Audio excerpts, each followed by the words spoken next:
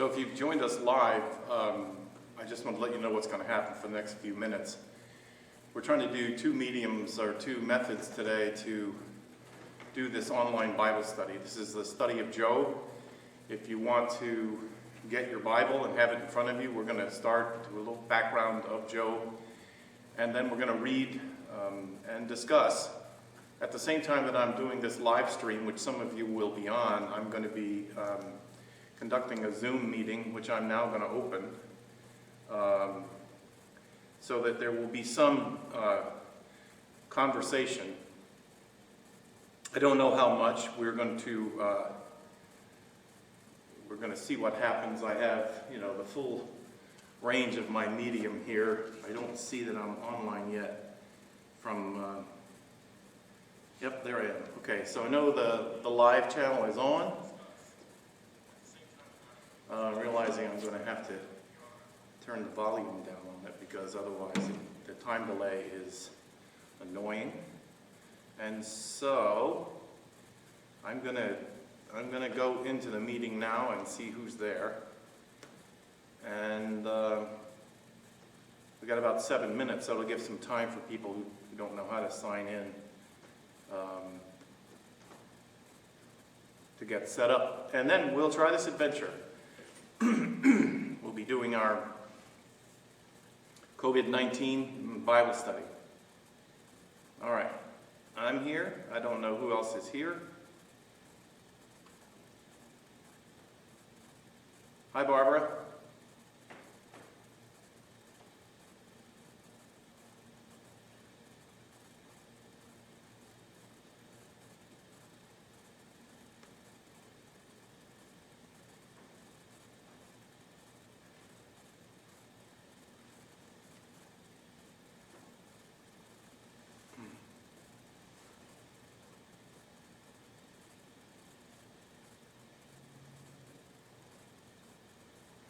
Sorry for the delay. For those of you who are just tuning in, we're trying to get the Zoom meeting up and running so that we can do both mediums at the same time. We'll have some people, I'm sure, who will be involved in this ability to give feedback, and some who will be just like you, just online, and will just listen. Some preferred that anyway. We're just going to wait for the community to gather here. Seems like the audio takes a little longer to link up.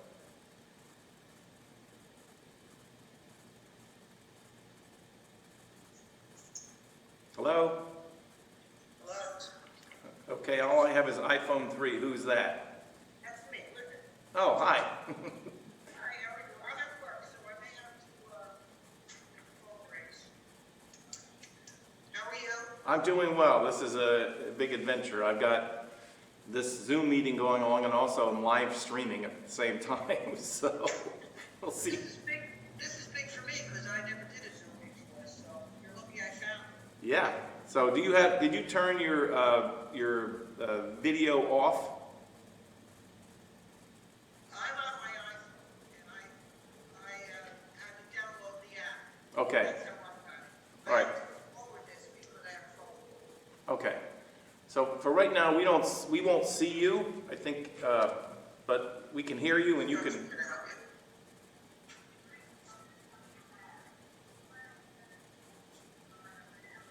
I don't know.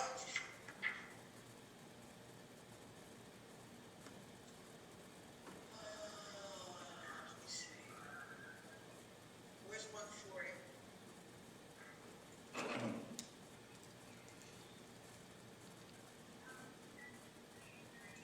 For those of you who are online, just bear with us for a few minutes while we wait for everybody else to come and join in. This is a new venue. I hope this will build over the time period and we'll get used to this and know how this becomes normal.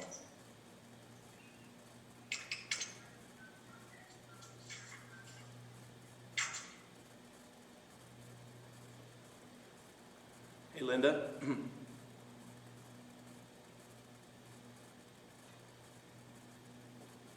Still don't hear Barbara.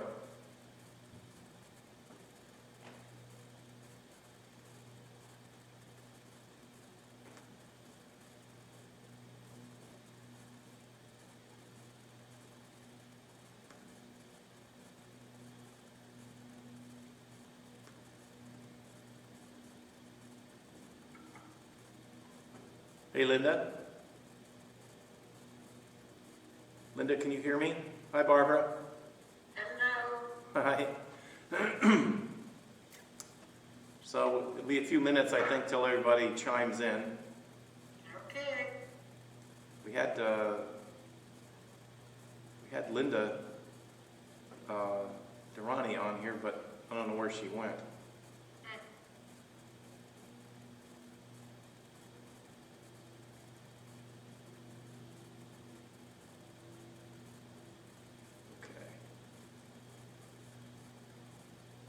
How is it down there in sunny Florida? Beautiful. Beautiful. Beautiful. Hi, Jack. Another world, unfortunately. Yeah. Hi, Jack. I see Jack. I don't hear him.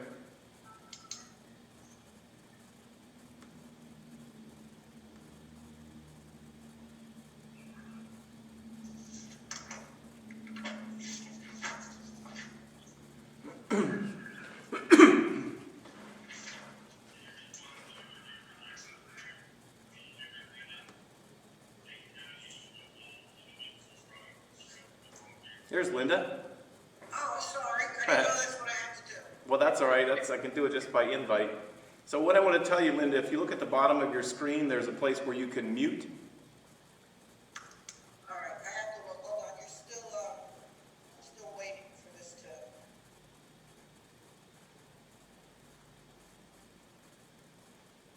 There's a place where I can mute my phone, right? Yeah, so you can mute your background noise just if you, I think it's down at the bottom, all the way down the bottom left, there's a microphone and it says mute. All right. Hold on. Oh, hello. Hello, Colette. Hi, Colette. Hi. I'm still. What are we? We're just getting started. We're just getting started now, so people are just joining in. Okay. Jack and Susie, can you hear me? I don't have any audio on Jack. I don't know why this is waiting. You don't know why what? It's spinning and saying waiting, and it's not showing me anything. So I may have to bow out of here if I can't mute. Well, I can see you. I can mute you. In other words, if you want me to, when I hear background noise from you, I'll just mute you like I did right then. It says you are unmuted by host. Yeah, I just did that. I muted you and unmuted you. So if you can't do it, when the phone rings, I'll just turn off your background. Okay. But you have to give me some kind of... I can hear you, I can see you, but this thing is saying waiting, and I don't know, maybe it's waiting, I don't know what it's waiting for. Okay, when you, if I mute you, you have to give me a signal to know when your phone call's over. Do a visual like that, and then I'll put you back in. Very good, thank you. Okay, here comes Elaine. Hi. Hi, Elaine. How are you? I'm all right, thanks. All right, I'm going to send you a prompt to start your video.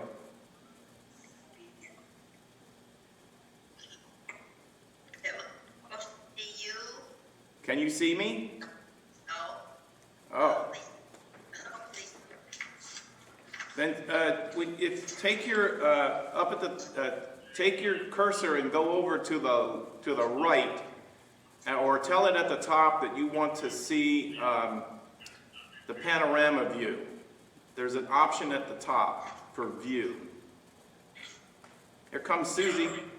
Gallery. Gallery view. Yeah, pick gallery view, and then you'll be able to see everybody.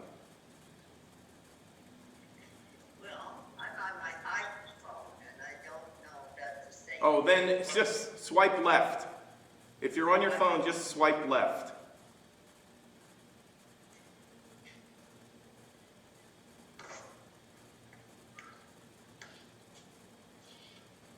No, it just says waiting. Hi, Susie. Hi, Jack.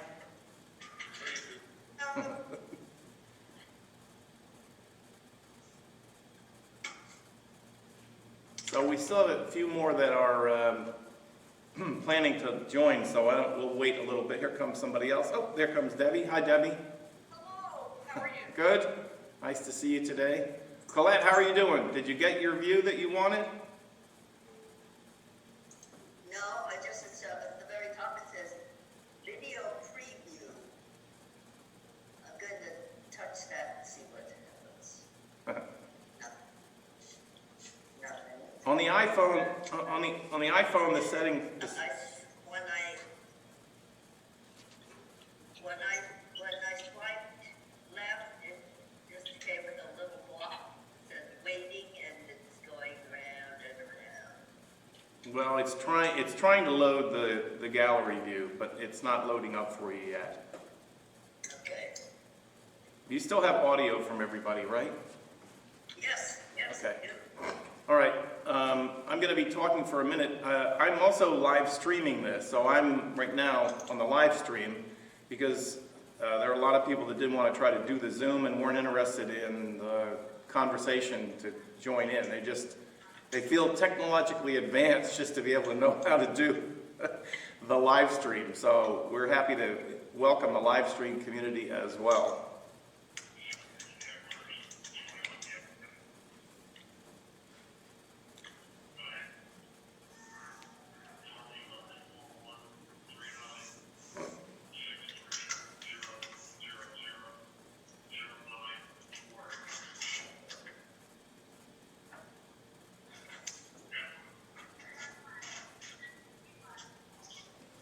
Eventually we'll be able to launch this much faster, but until folks get used to what it takes to get in, it just takes a little time to start up the meeting, so just bear with us. Once you do this, it'll be easier. Every time you log in, your computer will know more of what you want to do. I see Barbara Burnstrom. Yes? All the way from Florida, huh? Oh, my.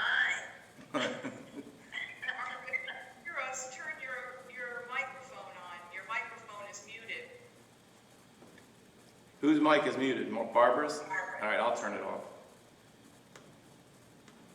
I can't unmute it. And I'm sure she can hear us, because if she scrolls down to the bottom of the screen, there should be a spot where she can unmute her mic. And maybe she just did it. There she is. Nope. There. Now she's back in. There she did it. Sorry, I thought that's what Lou wanted us to do. No, I was. Computer, I was and, just. the phone doesn't, it's not set up. Question I had though, it said unless you have the advanced version, that it was 40-minute limit. Yeah, I have the advanced version, so we can have up to 100 people on here today, and we can talk as long as we want. So, So we're in it. yeah. So we don't have to have the advanced version. No, you do not have to. Only the host. Just the advisor. Right. Okay, thank you, Elaine. I also wanted to tell you, if you look down on your screen, you should have at the bottom of your screen an invite icon. And if there's someone that you know that wants to be a part of this, you can invite them yourself. All you have to know is their email address. So you just click the invite at the bottom. I've left it open for you to invite others to join us. And you can do that just by simply clicking the invite, putting their email address in, and then they'll get the link to be able to join in.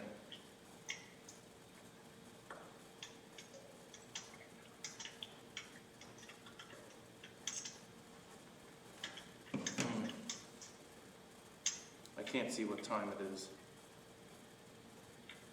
10:06, 10:07. All right, I think we're going to go ahead and begin. And then we'll see what happens as we go on. There are others I know that want to join. One thing I wanted to do is I said I would record it. So I'm going to do that. Okay, so we'll try to follow this a pattern that we've done before, and that is I'm going to talk a little bit. We're going to do the book of Job, and I'm going to talk a little bit about the background of Job, and so we understand a little more of the context of what we're reading.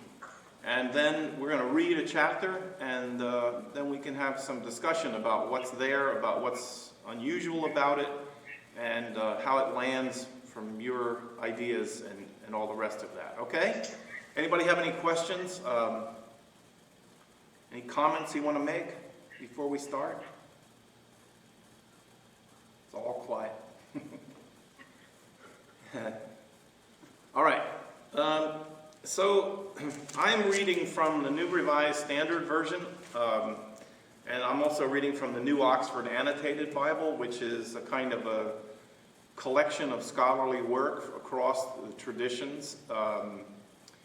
And so at the bottom of my pages, there are always a lot of footnotes, and as we meet each week, if you have a study Bible, I would encourage you to have read already the footnotes and the scholarly comments which are at the bottom.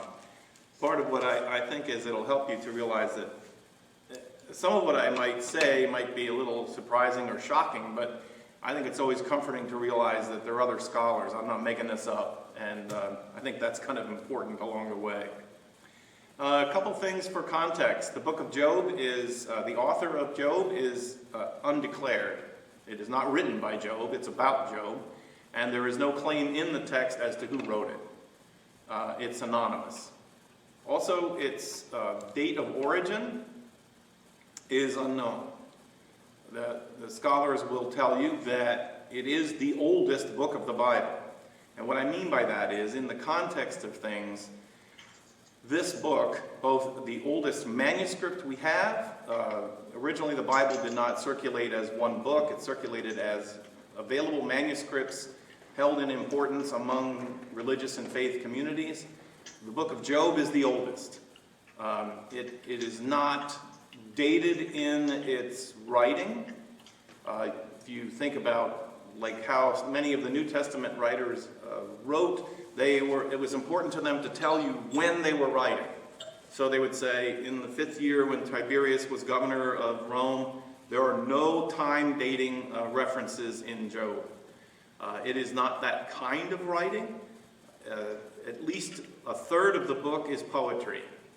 And in poetry and in the kind of prose that it is treated among scholars as what's called prehistory, which is not to say that it did or didn't happen. It's to say that the purpose of writing, the purpose of telling the story of Job, is to give you a portal, if you will, into thinking about God and to thinking about your life and to think about my life and why things happen the way they do and what we're supposed to think about God and how we're supposed to think about God according to, my phrase that I like is to say, according to the ancients. I like to refer to the ancients, the ones who wrote, told the story, preserved the story, preserved the account, believing that it would be important for all people in all time.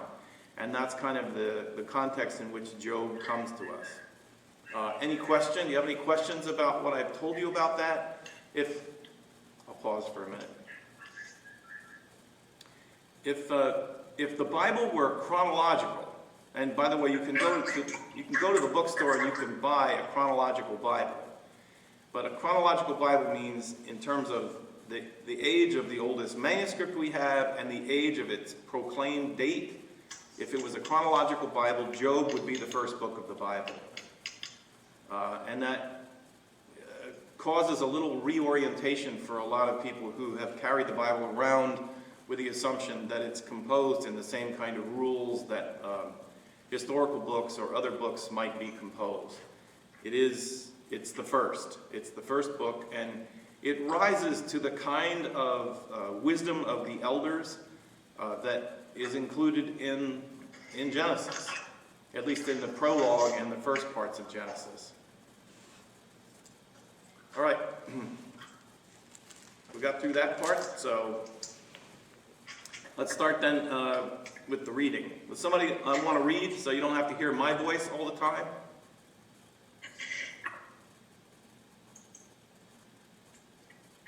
Don't all talk at once. Right. All right. I'll do it. Okay. There lived in the land of Uz, is it? Uz, yes. A blameless and upright life named Job, who feared God and set his face against wrongdoing. He had 7 sons and 3 daughters, and he owned 7,000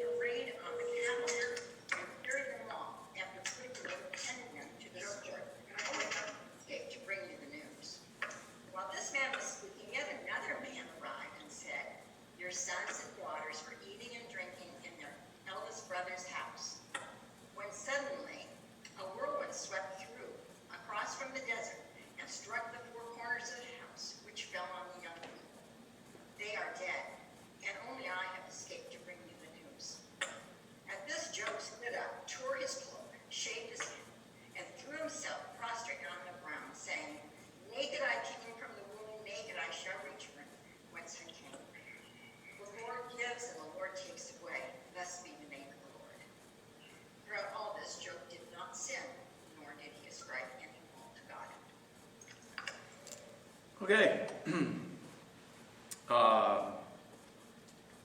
So where would you like to begin? Anything in here that that prompts you to remark? What stands out for you in the listening of it?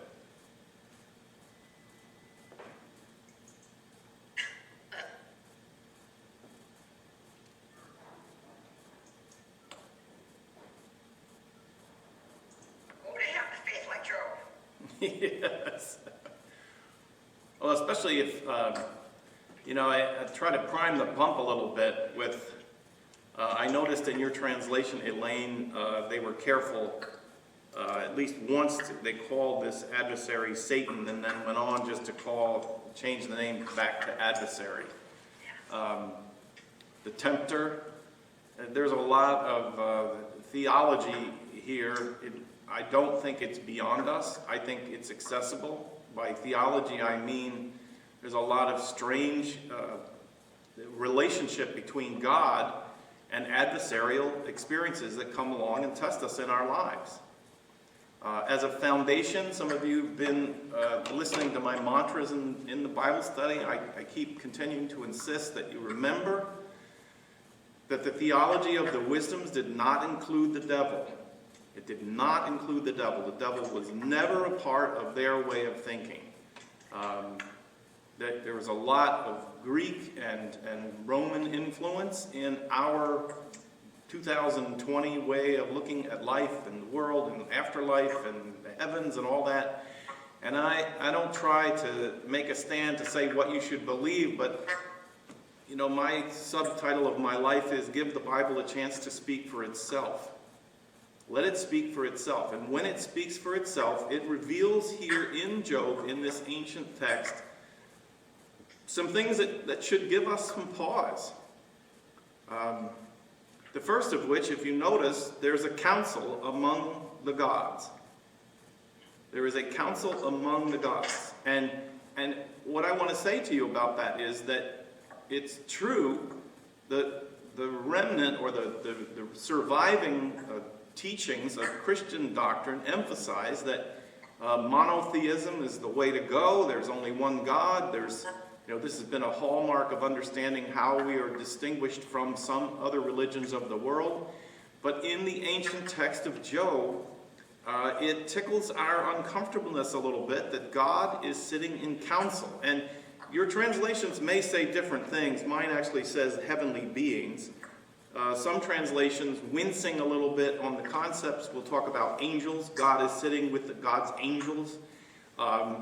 If you have footnotes, they're going to tell you that the troubling truth that they put down in the footnotes is that this is a divine council. This is a convocation of divine beings. God, or El, as God is referred to in this text, there is no Yahweh in this text. El and Elohim, Shaddai, all these words are used. Eloha is a name for God here. But this being, the S-A-T-A-N, this being is an ambassador, if you will, from the courts of heaven. And one of the things that I have said, too, to try to help to set the context here is the difference between the culture that you and I live in, at least I think. We'll see after I tell you this story. And we have at least one lawyer in the group, and so you're going to have to tell me if what I say is correct about our current legal culture. There, in the ancient culture, if someone said, "I love you," and I am faithful to you, and I will be faithful to you, it was perfectly appropriate for the partner who had received that promise to test that promise in every possible way. Meaning, if it was a marriage promise, and a wife had promised to be true to her husband, it was considered appropriate and should be expected that the husband would send a handsome man to the house on a day when he was out, a man who made all kinds of overtures to that wife to try to get her to break that covenant. And there was no limit to which a person was allowed to test a promise that was made. Now, the reason I made reference to Jack and the law is, I don't know much about entrapment, but isn't there a legal binder that says if you set someone up so badly that you actually kind of made them give in, that's not fair? Close, but only entrapment counts in criminal law. You can't prosecute someone for an act that you force them to do. I don't know in this civil context. So then what I'm saying, maybe it's even more, I don't know, in my world, it would be considered unfair. Like if you were telling your friend that you were testing your spouse's faithfulness by sending someone who was purposefully given any means to try to get your spouse to be unfaithful. I think most of my friends or the community that we live in would say, hey, hold on now. That's not exactly fair. And so right from the outset, this conversation that takes place where God is bragging about how faithful Job is, saying, here is a human being, unlike even Adam, unlike anybody else you've ever seen, who is committed in trust. His life is leaning entirely on his faithfulness to me. And Satan, an element of God, an ambassador of God, an emissary of God, says, I don't believe that Job is that faithful. I think that if Job is tested, you will find out that his faith is fake, that it's not real, it doesn't go to the core of who he is. And so God, in conversation with the Satan, and this is where I changed that emphasis on the syllable for the word Satan, so we think about it differently, think about it in a different way. This Satan is the tester. It is the one who comes as the arm of God, testing to see if claims to faith are true. And it's part of the considered way of verifying your statements of faith. Not unlike the serpent in the garden. Not unlike the serpent in the garden. In fact, but what I notice, I forget where it says it, but in verse 7, the Lord, this is El says to the Satan, where have you come from? Which is an interesting question. And I think you can hear this from going to and fro on the earth and walking up and down on it. Now, what I've offered is that this goes back to the claim in the garden. The serpent was part of the created order. The serpent was the most beautiful creature of all those in the garden. Now here we're going to jump forward to 2020 and Pastor Lou's attempt to try to talk in our vernacular about this. If you want to know, where does the greatest temptation to faith come from in life? Where does it come from?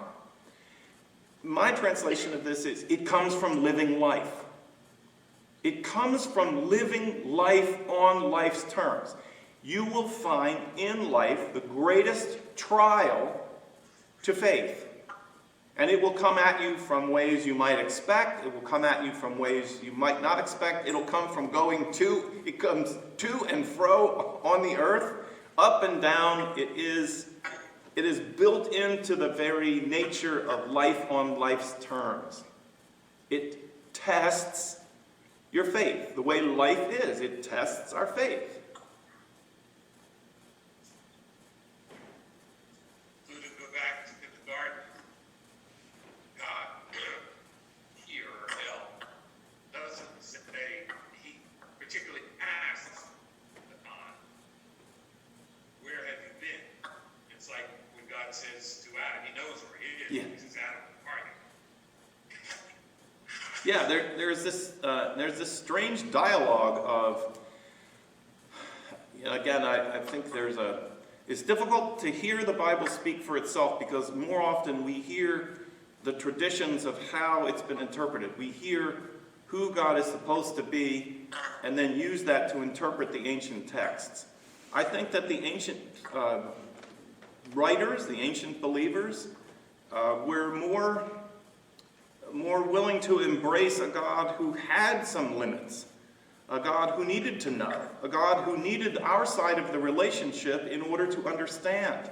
Look at the whole story that unfolds between Moses and God after the Exodus. There is this phenomenal dialogue that takes place between God and Moses, where God asks Moses, what is wrong with these people? And then Moses tries to tell God, what's wrong with these people? And then Moses goes to them and says, what's wrong with you? There is a very, pardon the expression, a very humanness to God in the Hebrew Scriptures. And so when God comes walking through the garden and says, Adam, where are you? Where are you? Our theological training says we have to rehear that. We have to believe that somehow God knew the answer to that. I'm not sure the ancients wrote it for that reason. I think they wrote it to say the relationship between God and humans in this earthly experience is real. It's real. And so look at the very premise of Job itself. God says Job is a man of faith and he'll never fail. And the Satan comes along and says, I don't know, let life throw at him some trouble, and I think you're going to find that he's not that faithful. Now, God agrees to the adventure. And I think that God is going to see, just like the Satan is going to see, God is going to find out if it's true. Now, maybe God already knew. Maybe God had, and that's, of course, that would be the historical, theological treatment of it. But in the text, Job is going to go through a lot of suffering. And if God already knew the answer, then Job's suffering becomes even more meaningless. Like, how horrible. If God already knew, then what's the point? On the other hand, this in seminary we tried to distinguish this way of reading the Bible. This is biblical theology, which means the theology must arise from the text. It must come up from what the text actually says. And so here in the text, God is challenged by the Satan. Job, if you let life throw its worst at Job, he's going to fall flat on his face. He is not a man of real faith. And God says, all right, I'll take that bet. But the suffering and the torment that Job goes through, I don't know, it reminds me, I think I've said this to the Bible class, in philosophy major in college, and I had this friend Dave Scholey. He was brilliant. And we would be walking to class and talking a little bit about what we'd read, and he would say, my worst nightmare is that I'm going to get to the end of my life, and just before I get to the end of my life, there's going to be a megaphone that's going to come on in the universe, and it's going to say, David Scholey, this has been a test. This was not real life. All of this that's been happening to you has been a test. If this was real life, you would have been instructed where to go and what to do about how to live your life. And so I think about that all the time. I think about, wait, God, is this just a test? Is that what this is? Is all of life just a test of our faith? Job suffers. And if you want to say something, you got to jump in, because you know me. I just keep going. I'd like to touch on a couple of points. Coming from the Islamic tradition, this is very, very similar, except that it's Iblis is the fallen angel who is sent down to whisper in Ayub or Job's ear. And I also am troubled by the fact that why is God even having this discussion with Iblis about someone he knows to be steadfast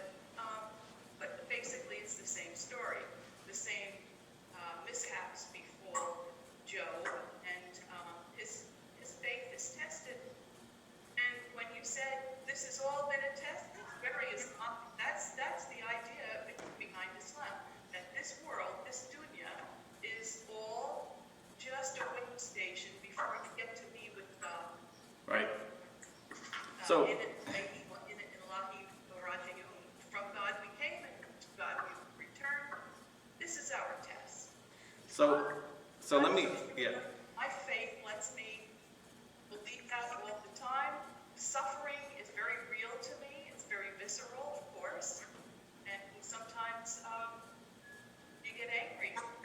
Why are you sending this to me? And it's So- not told the more hardship that you take away, the more God loves you. Yes. He's testing you to the nth degree, and you will come out on top, and you will be, But hey, when you're going through big times, you have to think, please, tell me, pass the test, let's go on with something else. This is a very troublesome story for me. So let me respond to a couple of things. I will tell you, as a confession, my own particular way of understanding. It's not just Islam, it's certainly deeply in the theology, especially of conservative, very fundamentalist Christians, that this life is a shadow of what's real. That what's real is not this life. It's and there are lots of Eastern religions. There's a lot of Eastern mysticism that has affected us too as Christians, and so you'll hear a lot of emphasis in Christianity is about life after death. As I talk about, it's like fire insurance. Like this is a little test to see if you're worthy of the life to come, which is going to be much bigger and more important. It's everywhere. It's everywhere in our understanding. Now, this is the point where I come back. One of the fun challenges in a Bible study like this is like Bonnie, who believes in reincarnation and the multiple lives. And I can turn to her when she talks about it and say, I understand that's how you see this, but what I want to say to you is that is not how these people saw this. One of the reasons that the account in Genesis of human beings being drawn up out of the ground and life being given to them, and that breath, not spirit. This word spirit comes from the Greeks and from other religions. What is given to Adam and Eve is ruha. It is breath. And remember, at that time they knew you were dead because you weren't breathing. It is all very tactile. It's very this world. It's very real. And one of the reasons I remain a Christian and believe and study the Bible especially is because I am that kind of person. I had a saying I used to say, we are touch and see creatures. And the reason the incarnation is so important to us is because God came in the flesh, not some spiritual lesson. And so I think I get that from being grounded in this very earthy, this very real world text. And so unless you want to pick up with the journey of, life is a test, a lot of times when I go to visit people in the hospital who are going through very difficult trials, I hear a lot of that theology of, well, God is testing me, or I hope I do well in this test. And I have to admit, I don't make a theological argument at that time, but my approach is very different, because I think one of the purposes of Job,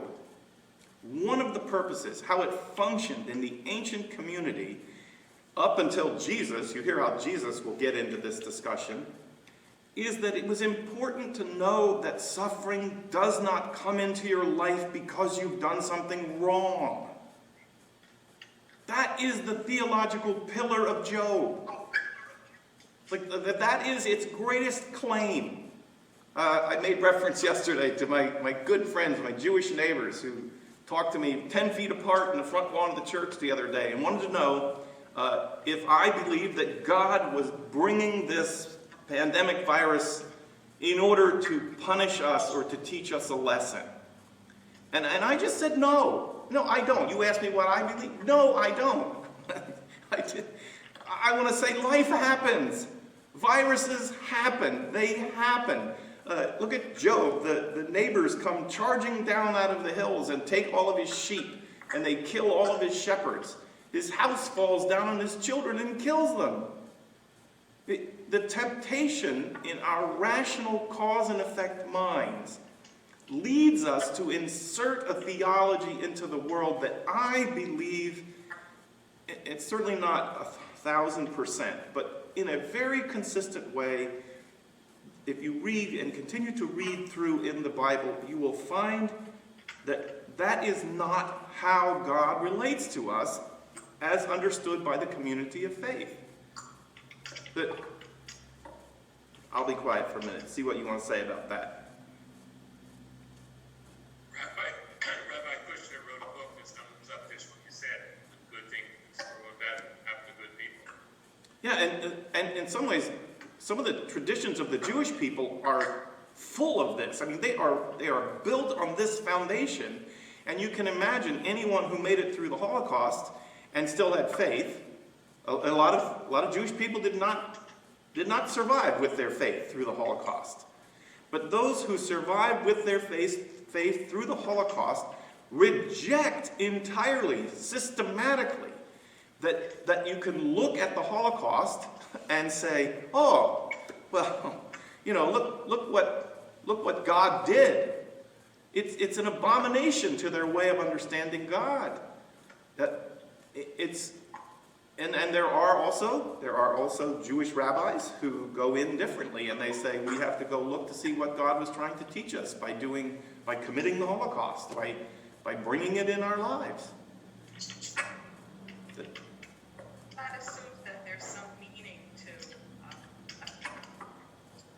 but I think as Job goes on, you'll see that his neighbors are questioning what kind of a guy Job is, because surely he must have done something wrong for all this calamity to be visited upon him.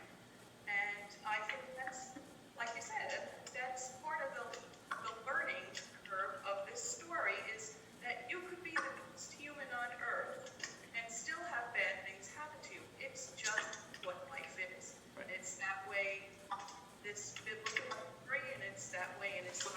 And I think a lot of Christians feel that way too. You don't have to have done something wrong to have something bad happen to you. I did a Bible study on Job many years ago now, and one of the members of the class was so absolutely convinced that everything bad that comes into our life comes to us because of something we've done wrong. I mean, she was just convinced of it. And she was, this was the claim, this was the plank of her Christianity. And you have to do an inventory of your life and figure out what you're doing wrong. And she believed that related to sickness. She believed that related to everything that happened that was wrong, that happened bad in other people's lives as a key. And I said, well, what about Job? And so we went into Job, and she insisted that that his friends were right. She insisted that Job's friends were right, and that it was because of something he had done wrong that he suffered all these events. And she also then went on to show me how, when she read Job, she believed that in the end he repented of those things that he had done wrong, and that's why his fortunes were returned to him. You read the Bible the way you want to read it. It has an enormous flexibility that way, and I have to say that's also true for me. I start out. I'm willing to admit right up front that I start with a presumption that, for reasons I don't understand, the created order, the way God created the world, the way it is. It presents enormous challenges to faith, especially to those of us who are human, who are not given to full knowledge. We're not given knowledge of the future. We are not. And we try to determine with some objectivity truth, but one of our biggest weaknesses, we don't know what is true. We don't. We try to arrive at a place to say this we know is true, but we always should, I think, in the good Presbyterian way, we should say, for now. This is what we know for now. This is what we know. This is the best we can do. Eve ate from the tree of knowledge. And I believe that the ancients intended for us to hear, that she was, like every human being, trying to bite off more than what we're given. We're not given to live by knowledge. We're given to live by faith. And faith in today. And then the greatest challenge of faith is to believe that God is good and loves us. And sometimes that's hard to hold on to when life comes at you. You go to and fro in this life and you live life on life's terms. You can wake up one day in your hospital bed or, with your child or your spouse, and you can begin to seriously question, what exactly, God, what are you trying to do here? It's a challenging, this first chapter of Job is full of challenges.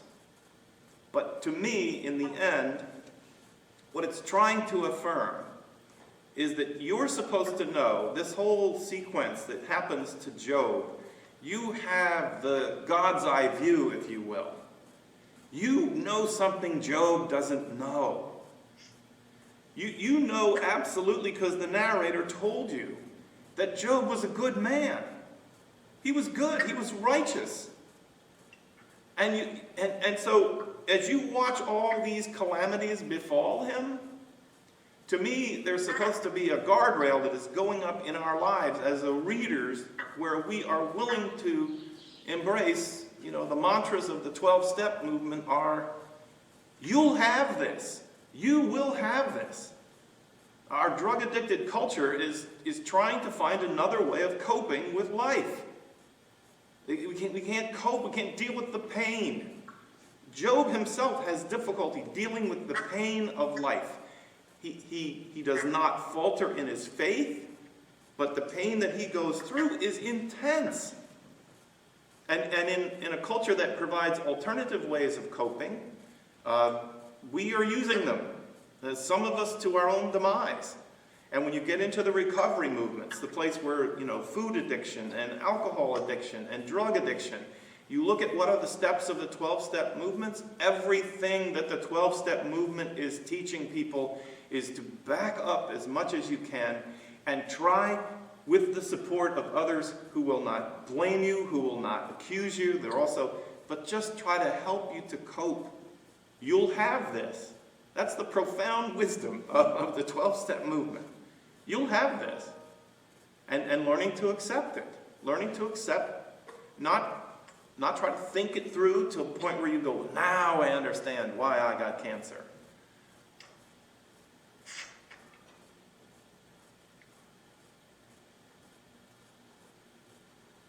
If you give me the opportunity, I'll go on.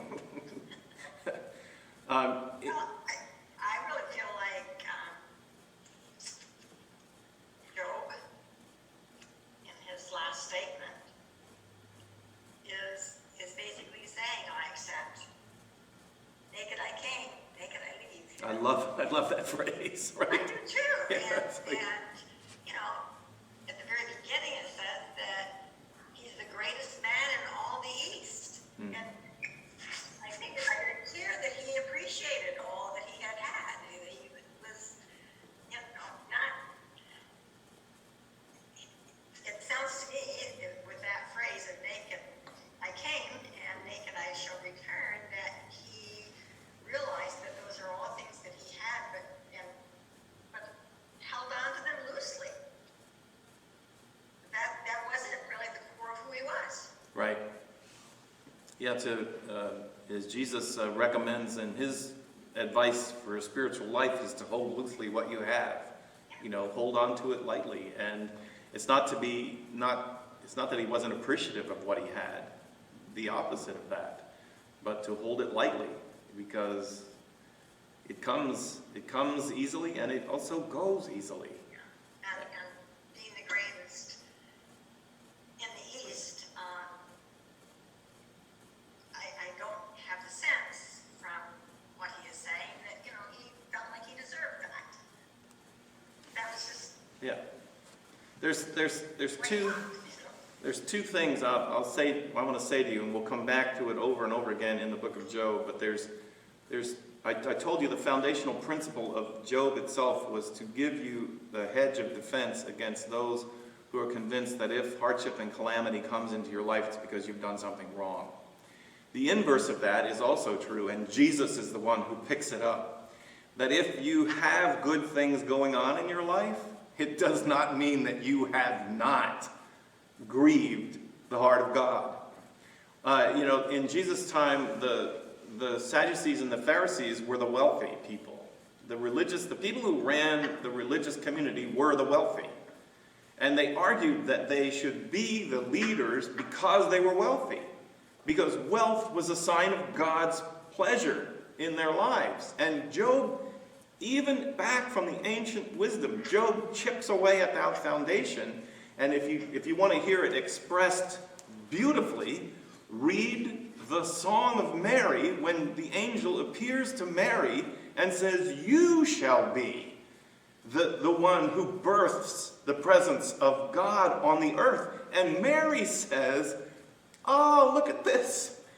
God has honored the lowly state of the handmaiden." That God rebukes the claims of the wealthy and the powerful who say, we are the most important to God. And Mary says, look at me.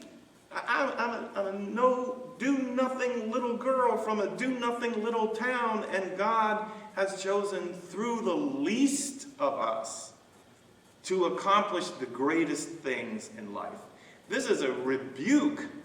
And Jesus does the same thing with health.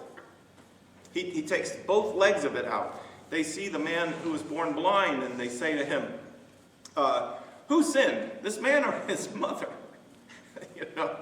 And if he's in Freudian psychology, he blames the mother. He goes, it's all the mother's fault. But Jesus says, no. You cannot stack life and God, relationship with God, up that way. You cannot make that leap. Where did you get that from? You have provided that. And then the other thing that I want to say, and I try to remember to come back to always, is if you start with the first context, which is you'll have this in life. Bad things will come. They will come. But I am a Christian, and my Christianity adds an element to this story in that Jesus engaged in the world and suffered and died. He suffered and died, and he was a righteous man. We claim that. He joins in the teachings of Job. But the claim of Christianity in the resurrection is this. Life happens. Bad things come. They happen to good people and to bad people. But people of faith will experience that the God of the heavens is a God who brings life out of death, who brings good things out of bad things. Not a God who brings bad things.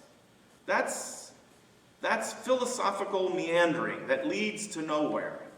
I mean, Elaine just has returned from the community of children in Africa, and you can sit down in that village, Elaine, and study and read all you want to about why these children do not have shelter, they do not have education.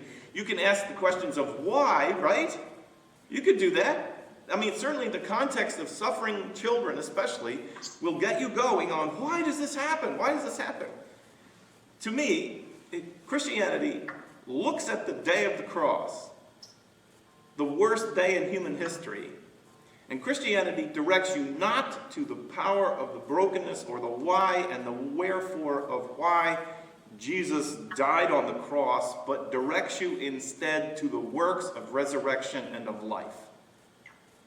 To get away from the rationalization, the blaming, the explaining, and all the rest of it. And as Jesus said to his disciples when they said, so when are you going to return? Jesus literally said to them, none of your business. Now get to work. Get to work. Get engaged. Because the people of the cross, the people of the resurrection, are people who see the brokenness and the emptiness and the loneliness and the illness and say, they roll up their sleeves and they get to work. Because God, the God of the Bible, is a God who brings life out of the brokenness, out of the mess, and exhibits love and says from the cross, forgive them. They don't know what they're doing. It's a powerful claim to redirect us away from blame and trying to over-rationalize, but instead to get involved in the heart of what needs to be done in encountering life on life's terms. I think at least the beginning of the Job story gets at what you're saying there. He's not placing blame. He's not arrogant. He's not assuming that he's had wealth because he was a righteous man, or it got taken away because he was unrighteous. Right. He just says, God gives in abundance, and sometimes God takes away. That's the way of life. And I think that's the lesson I want to take from this story about Job, is to have patience, because everything I have, I am just a steward of. It's not mine because I did something extra to get it. It's just what happened. I got this. If it goes the next day, of course I'm going to be grieved, but I'm not going to blame. Or at least that's the test for me, to not find, oh, I blame this one, or I blame that one, or I blame God. I think that's the story of the beginning of the book of Job that I take away. It's not to lay blame. That goodness comes out of life, out of bad things, because that happens. It happens. You make the best of it, and you go on living. Life is the ultimate gift. Enjoy it. Don't question it. It's hard not to do. Yes.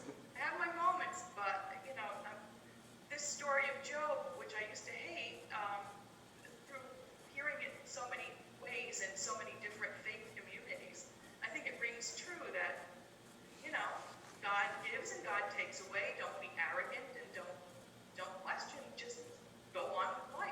Love your life. The way it is in this time. That's it.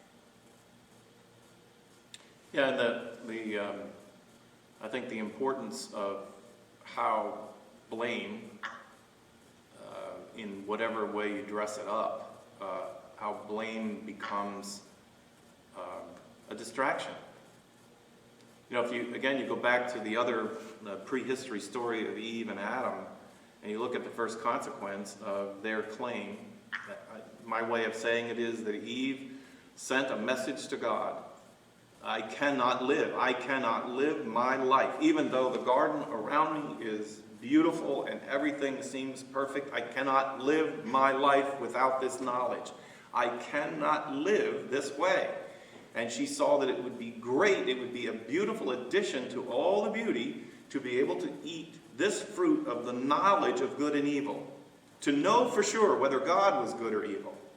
The temptation that came from life then is the same temptation that comes from life now. And that is, when bad things happen to you, if you're going to continue in faith, you're going to have to, by faith, believe that God loves you and cares for you in spite of everything that is happening to you. And Eve said, I can't just generate that on my own. If this fruit can give that to me, I'm going to take it and I'm going to eat from it. And then immediately after she eats from the tree, I don't know, in the end, the story doesn't tell us what she got from eating the tree. It doesn't tell us. Did she get knowledge of good and evil? I assume that she did, that what she learned to her shame was that after she did not trust God and did not know or believe that God was good and had her best interests at heart, she eats from the tree, Adam eats from the tree, and then immediately the question of is God good or not just disappears, and they're ashamed. And it's signified in their nakedness, but then they hide from God because I think what they learned is that, yes, in fact, God is good, and God loves you, and God loved you from the moment you were created, and now her shame is not, yes, it's about nakedness, but what is naked? What is naked was that she could not live by faith. She couldn't. And then here's the part where we usually stop the story, and I think it's where we should really begin. What does God do?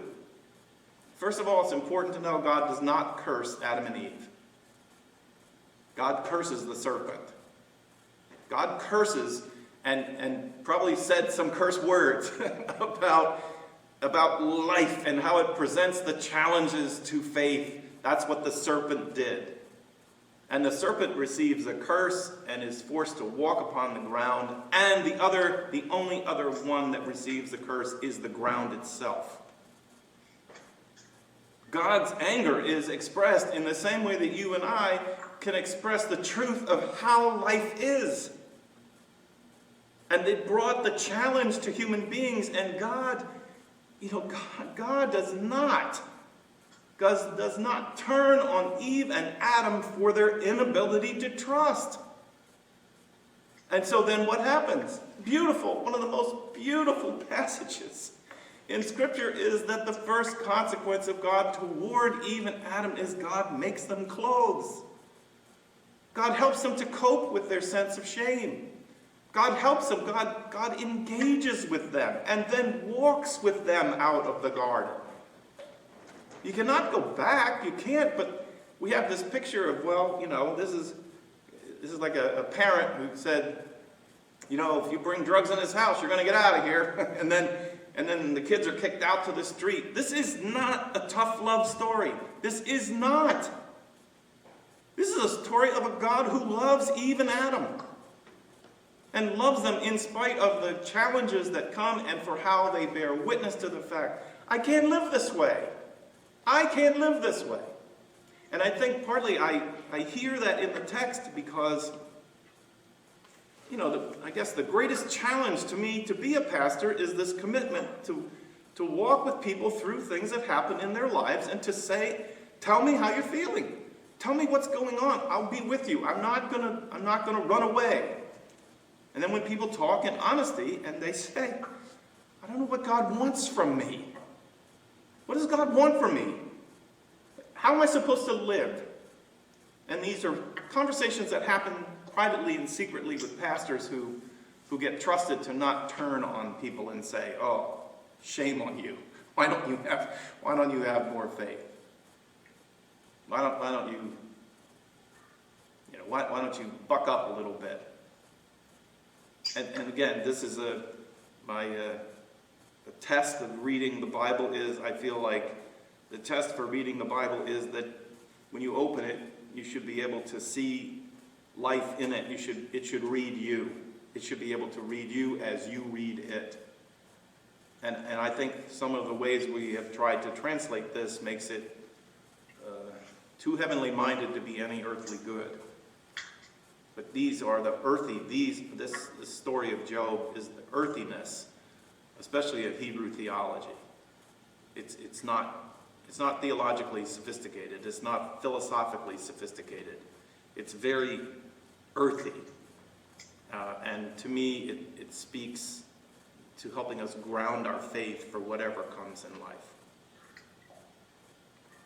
So we read one more chapter? Luke, before we do, can I? Yes, go ahead.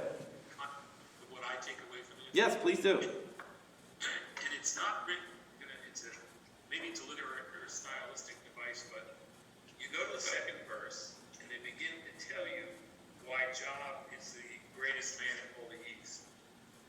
And it's a descending level. Family, 7 sons, 3 daughters. Right. Sheep, land, pasture, oxen, plowing in fields. The donkeys, he's a merchant traveler. It goes down in asset value as to what it is. But then you go over to 10, and it talks about this messenger who came. The one I am going to interpret is Satan,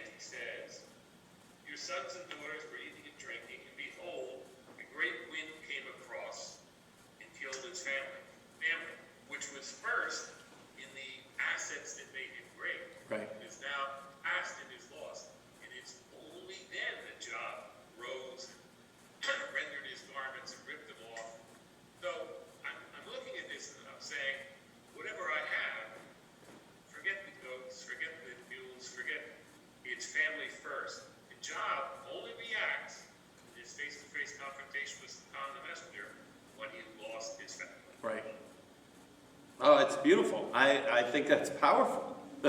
Because, as I said, I think that the greatest part of the image of God that we carry in us is this relationships.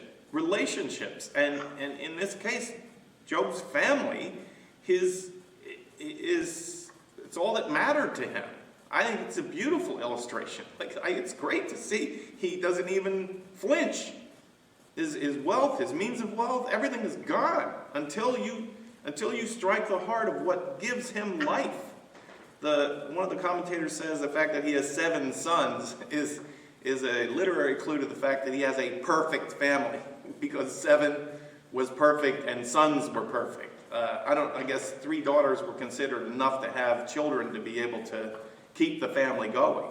But I had 7 sons, 7 days in creation, 3 daughters in Trinity. Add the 3 and together. Add the 3 and put together. What do you get? 10. yeah, there's a lot of symbolism which says this man's life was perfect. It was perfect, but the perfection of it shows in the relationships he has, and it's jumping ahead a little bit, but I always laugh a little bit when the restoration comes at the end, and Job gets a new wife, and it's celebrated that she's more beautiful than the first wife. And I go, well, all right, now hold on now. Just, there's something going a little wrong here in the way we're rebuilding this man's life. But there's no question about it. He exhibits what is it that, I would say probably what's second in our lives, in Job's life. His relationship to God was his primary life-giving relationship. And his relationship to his family was, it's right there in the Boy Scouts, God and country. They're very clear. It's allegiance to God first and family next and then country. And I think it's illustrated here that what gave Job the reason for getting up and going to work and doing what he did was because of his family. No question about it. And when he lost that, I don't know, maybe that would be the time when you would think he would then be most likely to turn on his relationship to God and say, wait, what have you done to me? But he persists. He goes through it. He loses everything. And then, well, I'm jumping ahead, but you want to read? Let's read 2. Let's read the 2nd chapter. Somebody want to read that?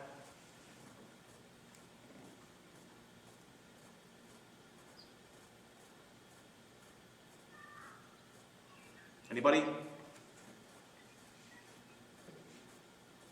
reading from Revised Standard Version, so I'm going to be much different length-wise. All right, I'll read it. Chapter 2. One day the heavenly beings came to present themselves before the Lord, and Satan also came among them to present himself to the Lord. And the Lord said to Satan, "Where have you come from?" Satan answered the Lord, "From going to and fro on the earth and walking up and down on it." The Lord said to Satan, "Have you considered my servant Job? There is no one like him on the earth, a blameless and upright man who fears God and turns away from evil. He persists in his integrity, although you incited me against him to destroy him for no reason." And the Satan answered the Lord, "Skin for skin. All that people have, they will give to save their lives. But stretch out your hand now and touch his bone and his flesh, and he will curse you to your face." And the Lord said to Satan, "Very well, he is in your power, only spare his life." So Satan went out from the presence of the Lord and inflicted loathsome sores on Job, from the sole of his foot to the crown of his head. Job took a potsherd with which to scrape himself and sat among the ashes. And then his wife said to him, "Do you still persist in your integrity? Curse God and die." But he said to her, You speak as any foolish woman would speak. Shall we receive the good at the hand of God and not receive the bad?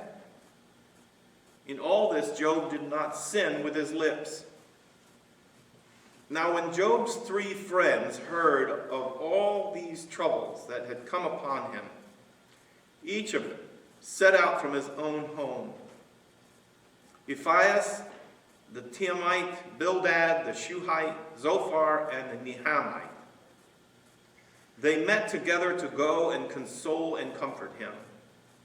And when they saw him from a distance, they did not recognize him. And they raised their voices and wept aloud. They tore their robes, and they threw dust in the air upon their heads. They sat with him on the ground 7 days and 7 nights, and no one spoke a word to him, for they saw that his suffering was great.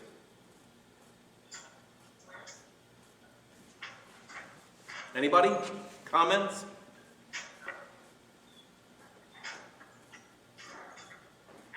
I think he definitely had great friends at this point. Yes. Government to try to talk with him, and they just were with him. And I think that's a pretty good example of what a friend should be doing in a case like that. On someone's mourning. Yeah, it's powerful. I mean, 7 days and 7 nights they sat with him and never said a word. That's, yeah, Yeah. just presence, the ministry of presence in the middle of hardship and struggle.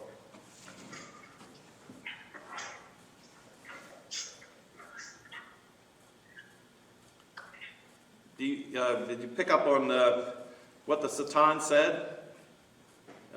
People can lose their job and their career and everything, but, you affect their body.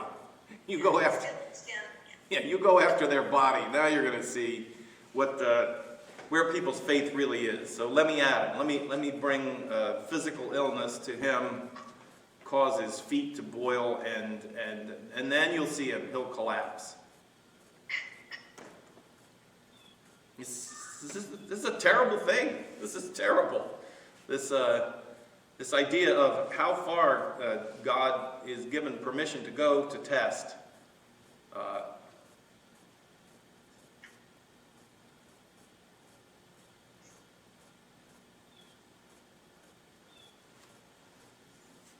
What about illustrations from your own life? What about your own reflections about how these great philosophical thoughts and things, how do they percolate down to your own life? How are you in this ability to hold fast in faith through times of trial?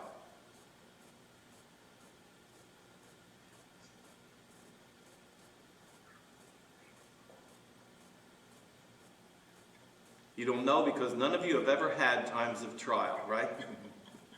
You've never had times of physical suffering or anything like that, right? I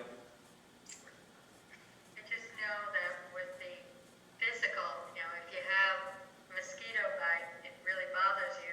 And then all of a sudden you have some other, the worse the illness gets, you realize that the first one wasn't so bad to begin with. It's not so easy. It always seems like such a big deal. And then you realize that you have that perspective, that it really isn't that big a deal. And it's not so easy to do that.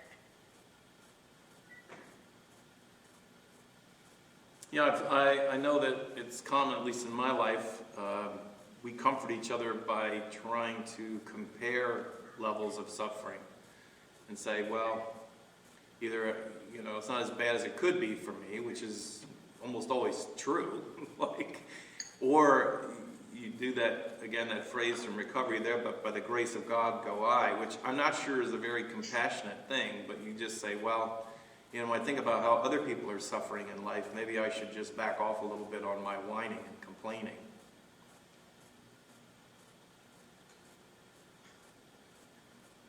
But what about times, are any of you given to the kind of,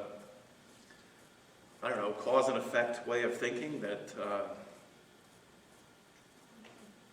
found yourself struggling and wondered, is it something I've done? Is it something that, God's trying to get me to take an inventory of my life and then confess, and then it'll get better? Do you ever get involved in that way of thinking?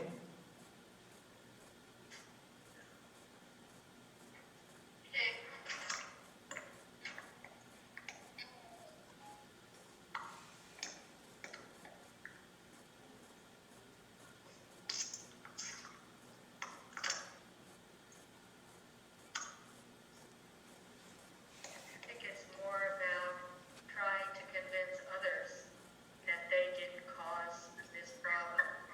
That, as was said, life happens.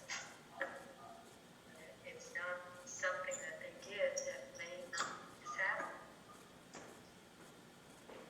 Yeah, I think you remind me, Barbara, that one of the strangest sort of flip-flops in life is that raising children, I always felt like I had a very hard time getting children to accept responsibility for what they'd done. Trying to say, look, I know you did this, now accept responsibility for it, and then also, when consequences come, and they do come in life, to say, look, what did you think was going to happen? Risk, reward. You took a risk, but the consequences are there. Now, here's the flip side for me, which I try to sort out. That training and counseling with children, you learn that children take what's called universal responsibility for what happens in their lives. So the best example of it, most concrete, is that if a child their parents get divorced. Children inside adopt a belief that no matter what anybody tells them, that in fact they're responsible for their parents' divorce, that they caused it. And I find it to be enormously strange that young people who you have difficulty explaining consequences or getting them to accept, maybe it's just the difference between on the surface and underneath, but that children see things that happen in life and they have this superhuman kind of sense that I caused this. I did this. It's because of me. And I think once they get to that point in their life, then they become adults, and then the school psychologists and the counselors then hand them over to the pastors and become adults in congregations. And we walk around blaming ourselves for things we had no control over.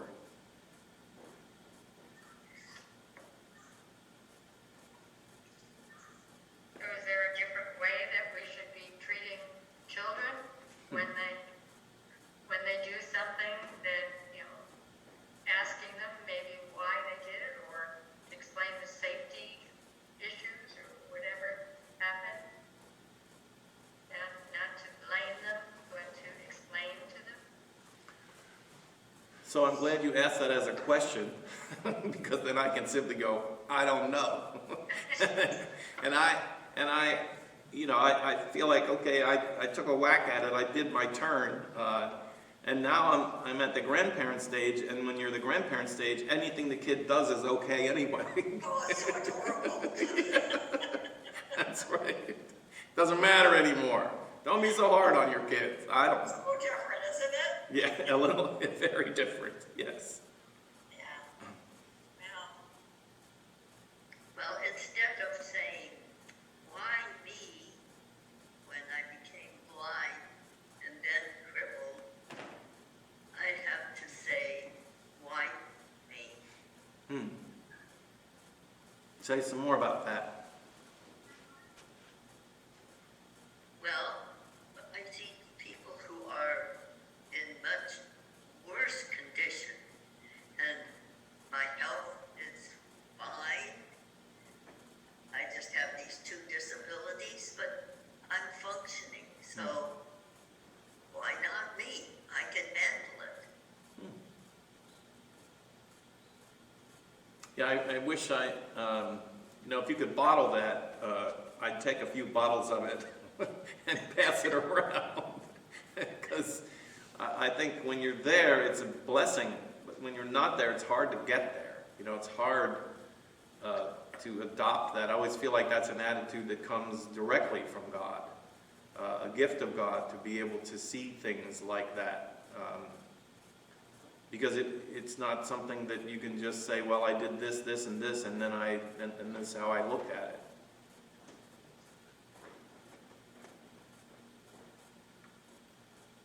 Have you, in your lives, have you had to try to counsel or to encourage people going through difficult times who do wonder about these kinds of things?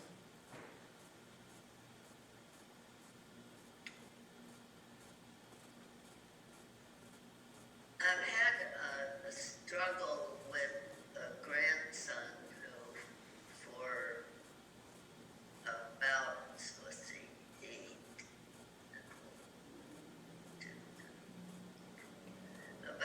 13 years was addicted.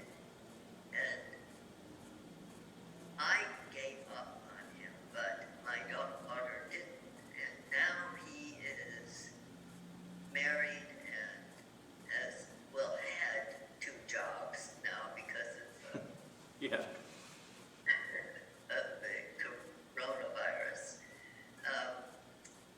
Has no job, but because he's been sober now for almost 2 years, he has enough money saved in the bank that he's fine.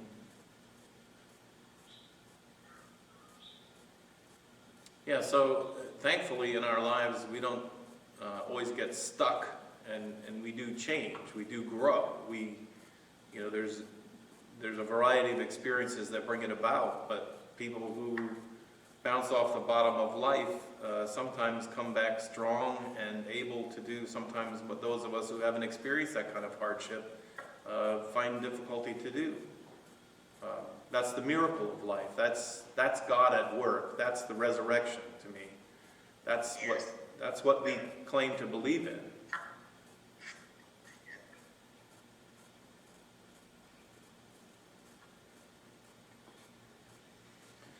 Well, I'm wondering if we go ahead. It just must be so difficult for a parent who has a child who has an addiction, not be guilty that what did they do to cause this child to do it. You know, I can't imagine how difficult that must be, and trying to get over that and trying to find ways to support the person and not feel the guilt that you did something wrong to cause it in the first place. Yeah, because if you adopt that sense of guilt, then your engagement with that person is not going to be helpful.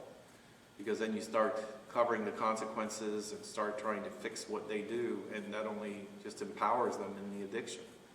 It is a labyrinth of sophisticated thinking and acting that needs the support.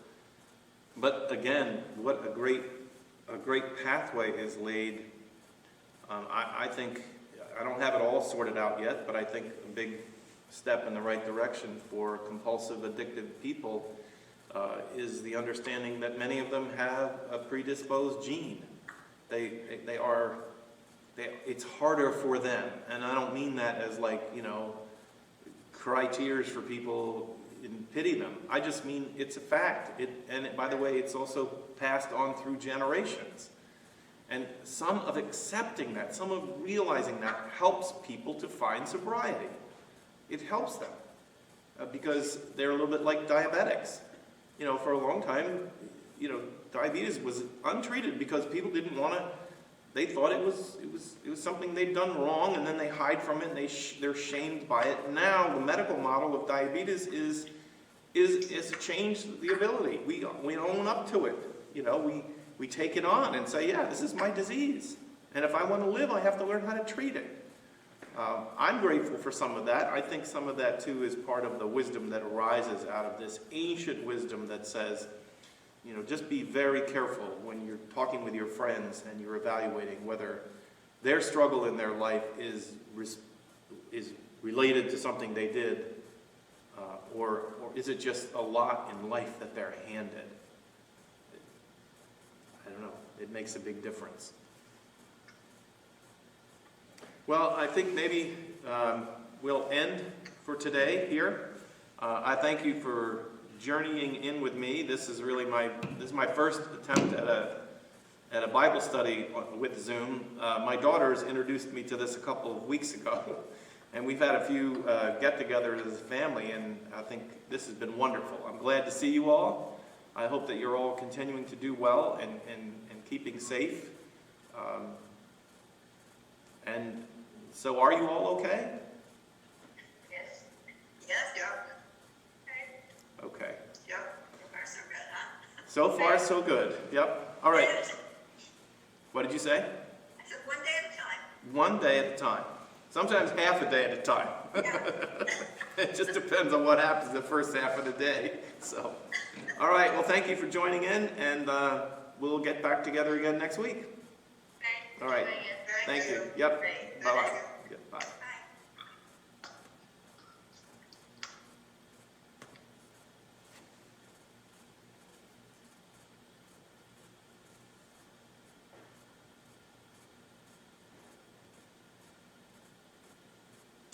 So I don't know if any of you are still watching. That might not have been a great experience. I don't know that you could hear everything that was going on. I might have to put a new microphone up. Give me some feedback if you watched, and let me know how we can improve it. Okay?